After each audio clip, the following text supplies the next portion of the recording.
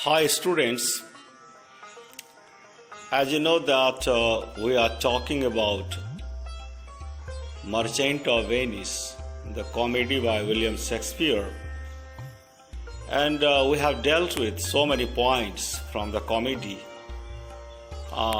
which were so important from our examination point of view, from our better understanding of the play point of view. We know that the comedy under discussion is a well-discussed, well-taught comedy, not only in English literature but in the literature of the world. And it has set its own example for its excellent figure of speech as well. So this time we are going to take into account literary device that William Shakespeare has used to the making of this play. I am Dr. Naveen Kumar Jha, Associate Professor in English, RAGS College Ahalya Asthan, focusing upon the major and important literary devices that the playwright has used for the composition of this play. We can first of all list up the important figure of speech that the playwright has just taken use of, namely dramatic irony, hyperbole, allusion, repetition, symbolism, metaphor, personification, and so on. So these are the figure of speech that you find being used into the formation of this play, and this has been very much the instrument to make the excellent presentation of the thought and idea in the mind of William Shakespeare through this play. First of all, we should understand that there is a clear-cut purpose of using literary device. The purpose may be mentioned as developing themes woven in the story. We know the themes which have been woven into the story include marriage, deceit, wealth, and religion. There are so many other themes also, including friendship, love and romance, hatred, and so on. So, at the same time, you can say in this play there are several themes which have been woven, and it is not easy for the playwright, for the storyteller, to take all these themes and weave them so successfully. It has never been possible without the proper use of figure of speech that the playwright has undertaken. It is why I have decided to light on the important figure of speech or literary devices that we can know the actual focus in the mind of the playwright also. We find that the literary device is also very much helpful to transmit the story smoothly. We already have so many stories in our mind. We can say that even the common people have so many stories in their mind, but they are not the storyteller, they are not the playwright. Because it is simply an art which makes a person a storyteller or playwright. We should notice that it is just the proper handling of the literary device that can help the story move smoothly, and it also makes us realize, be the part of the story with the proper handling of the figure of speech or literary device. So it is the next purpose which has been very much there, to convert a common person to be a playwright like Shakespeare and so on. We also find that it is just to please reader as well. We can say we are just going to theater to see play, or we are just reading the story. not only because that it is for reading sake. Most often you find that generally you find that audience goes to theater to get pleased, to enjoy. Otherwise, there would not be such a lively art as drama or play to catch the attention of the audience. So it is visual, it is audio, and we find that there are so many visual and audio techniques too, which are used by the playwright for the conversion and transmit of idea to the reader, providing them, what you can call pleasure or entertainment.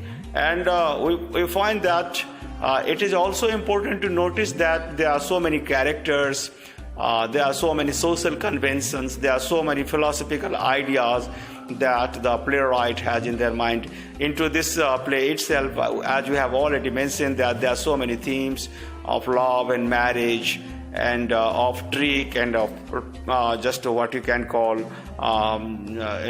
friendship, and these are so complex themes that the playwright just is to take literary device for their smooth just transmit, and for their smooth understanding of the characters also. Here we find that characters are also from two religious or racial groups rather, and they have their different viewpoint, and so it has been just very much undertaken by the person very clearly.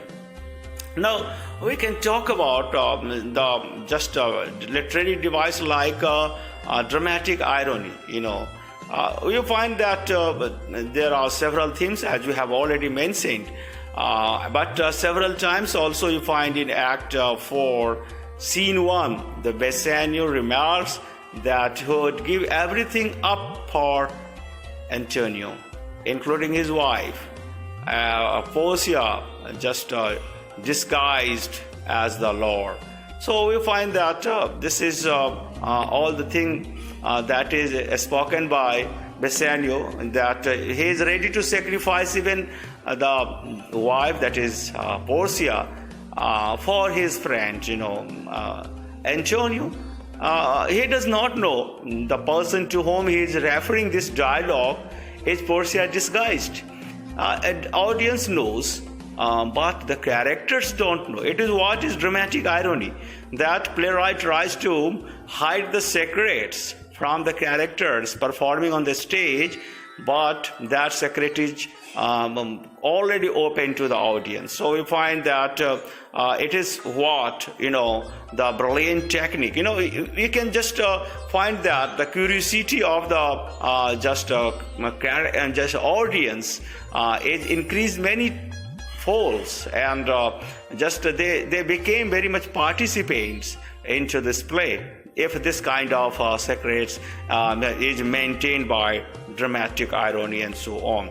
So now we have just our another just literary device. Generally you find it is allusion, and in Greek and Latin mythologies we find that there are so many stories, there are so many instances full with a very heroic and a very epical love story and so on. So here we find that the playwright has also taken so many instances of allusion to Greek, when lovers, especially Bassanio and others, are making this kind of thing. We find that there is a situation when they are talking about the moonlit night and the gentle wind going here, and they are expressing that the same kind of theme, just situations were present when the Greek hero and Greek heroines were also expressing their loves. So this kind of comparison is made, and you find that it is to heighten the effect of just love in marriage, that allusion is generally made into this play also. Now we have the idea, and we have the system of symbolism. We can find that marriage is also a symbol here. We find that they are just, especially Portia and Bassanio, are trying to get married, but we can say that it is just another kind of intention that they are hiding in their mind, that Bassanio primarily is in date, and so just he wants to get married to Portia for the property that she is to inherit.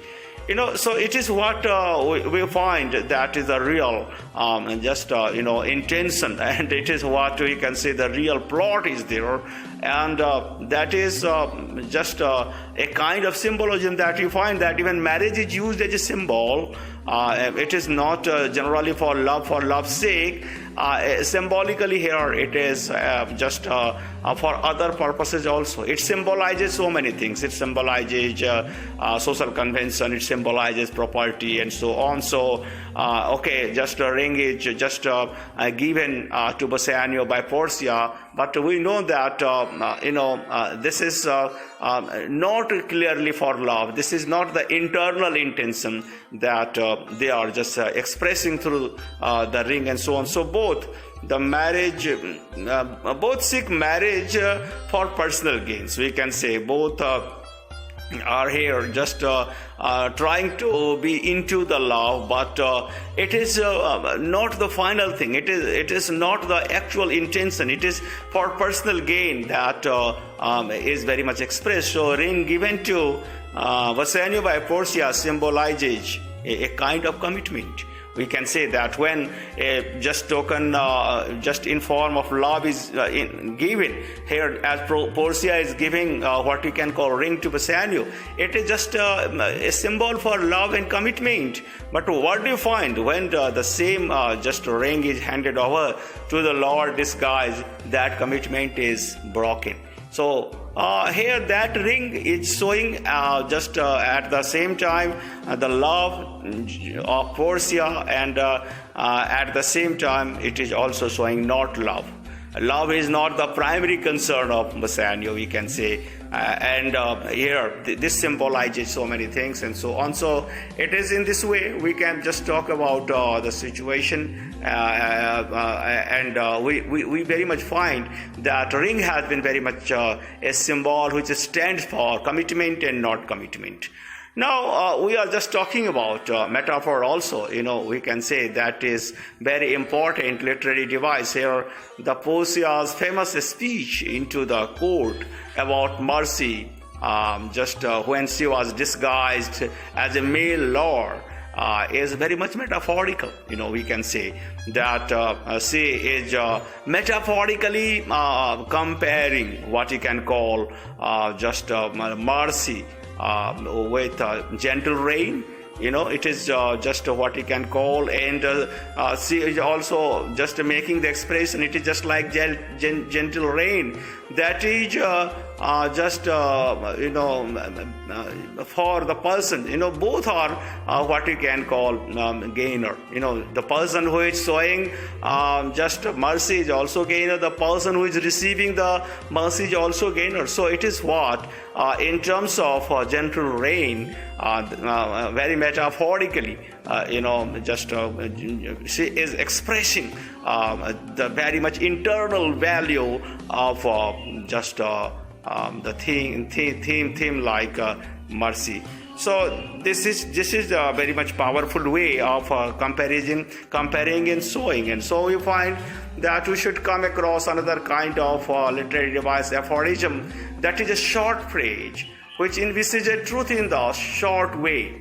So we can say in short, most often we try to say so many remarkable things which have hidden value, and it is a short pithy phrase that is to sum up just so many important things, like mercy has been just expressed here. It blessed him who gives and who takes. So here, it is just the epitome of the speech of Portia about mercy, and so we can say that it is metaphorical also, and it is full with aphorism also, and we have just to take into account all this valuable thing that has been used. And now just irony, it is just very commonly used, but it is just an unnatural, unexpected part of the situation, which shows that someone is joking, but it means something opposite in a strange or unusual way. We find that what people are saying is one thing, what it means is quite another thing. It is just opposite meaning, and it is supposed to be the best criticism as well. Most often you find that it is very much best criticism. So in courtroom also you find that dramatic irony has been used, and here we find that the characters who are very much present just on the scene are not going to actually realize who is who, but the audience knows everything. So we can say that it is a very powerful way by which we are expressing our sense, and it is all the type of criticism also that Portia otherwise is not allowed to participate in the court process according to the existing law, but she is successful in doing this kind of thing. It shows the irony, quite two opposite realities of the society, which is just taking place at the same time. So here just we are now finding the thing like alliteration and irony. We can say that it is not only for alliteration purpose that it is used or the consonant sound is repeated, but it has been used ironically too. The go in glitter and gold is an alliteration. We already know, because it has been very much just the process of repetition of go consonant. Okay, so glitter and gold just show the technique of irony. But we can say that there is a contrast idea. There is a contrasting idea between the two words, that glitter and gold. The contrast between outer show, that is glitter, and the real worth, that is gold. We find that if something is quoted with just the thing or the color which looks to be the gold, it doesn't mean that matter becomes gold. So what glitters is not always gold. It is what the contrasting idea is there. That is the example of irony we find. And we find that the prince is trapped into that ironical situation, that he was just choosing particularly gold casket, thinking that it is the valuable thing, and the portrait of Portia must be there engraved into that casket. But just William Shakespeare has tried to say that no, we should not just try to choose the thing on the basis of outward appearance. Internal value is more important than the outer just impression of the thing. So he's just has shown that the two princes are just fellows, and ultimately you find that there are so many rhyming which are based on alliteration, like told, sold, behold, unfold. Here we find that it is what thematic part which is very much expressed through this kind of thing. So that is the method that money is onto everything in our life, that we can discuss when we are going to talk about everything in detail through this drama. So we have so many important considerations to make, and we have found that through this literary devices, William Shakespeare has created a brilliant work which is otherwise not possible for us to create. So we should just watch it very carefully, and we are getting just a kind of pleasure, and we are getting the most valuable lessons of life through this play as well, and it is all due to the proper handling of figure of speech and literary devices by the playwright. So here we stop. Thank you very much for watching.